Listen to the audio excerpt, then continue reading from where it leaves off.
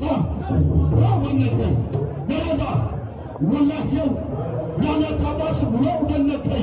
shagon yaza yau na sani za a yi bulo ba ka buge shi wallahi gwagwarana sannan ka buge abokinsa a gwagwarana na tsoron da ka kai ne la ilaha illallah bulo wannan kai ya sa a Kano ya buge shi gwagwarana to tsoron ne ya kai wala hawla wala quwwata wai Allah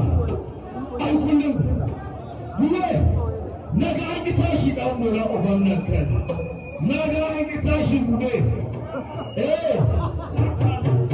naga an yi wani gudu irin na yan India to zama haka Musa ya ake ne Musa an ga wani irin gudu ne irin sa ya Musa mune har yanzu ba a nausa ba